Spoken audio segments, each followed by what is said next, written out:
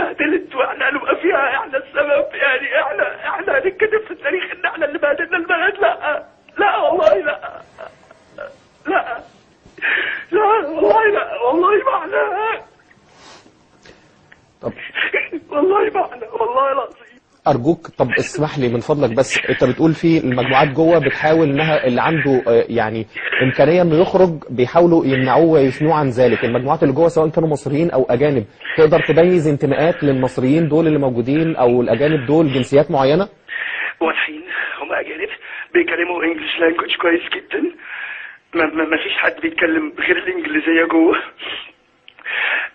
موجودين معانا طول الوقت، بالعكس كانوا بيقوموا يتظاهروا معانا في المطالبات اللي احنا كنا بنطالب بيها، بيقعدوا يعملوا معانا الفلايرز وكل حاجه.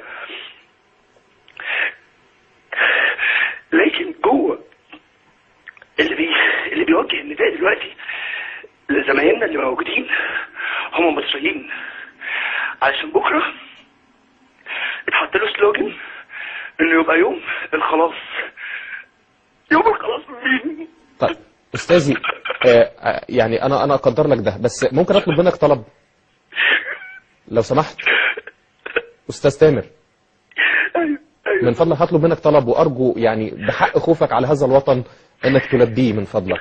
انت في غمره دلوقتي صح؟ انت في غمره مش كده؟ يا فندم. طيب بينك وبين من فضلك. يا فندم انا تعبت عشان اكلمكم يا فندم، مش كل الناس هتتعب بس تكلمكم. طيب اسمعني بس. يا فندم اسمعني عشان خاطري انا محتاجك تلفزيون. طيب يا اخي محتاج المصريين بجد. استاذ تامر، اتفضل. استاذ تامر حضرتك في غمره تمام؟ من فضل حضرتك هطلب منك طلب قدام كل اهل بلدك، قدام كل المصريين، يا ريت تشرفنا دلوقتي في قناه النيل من فضلك، نقعد نتكلم مع بعض وكون هديت. ومن فضلك رقم يعني تتواصل مع زمايلنا اللي وصلوك في غرفه التحكم في الكنترول روم. بتصعبها عليا.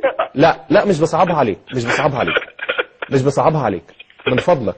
ارجوك تشرفنا هنا ونتكلم مع بعض قدام كل الناس، لانه انت حاله جايه من جوه ولازم كلنا نعرف ايه اللي بيدور جوه، لانه معظم الناس الفضائيات الناس كلها مش عارفه ايه اللي بيحصل جوه، واحنا داخلين انت عارف وكل الناس عارفه انه هذه الليله وهذه الظروف هي ظروف دقيقه جدا. عايزين نعرف ايه اللي بيحصل جوه، وعايزين نسمع منك من حد كان جوه، حد غيور على مصر وحد غيور على البلد، وحد حس في لحظه انه اتحط في سياق لم يكن هو السياق المطلوب منه. من فضلك ارجو انك تتقبل هذه الدعوه وتشرفنا. الزملاء في الكنترول روم هينسقوا مع حضرتك دخولك يتم بشكل ازاي. عشان خاطري حاولوا توصلوا لجوه بكاميراتكم وبالتلفزيون والعين المصريين بجد. توصلوا لجوه. استاذ تامر انا اشكرك شكرا جزيلا، وارجو انك تتواصل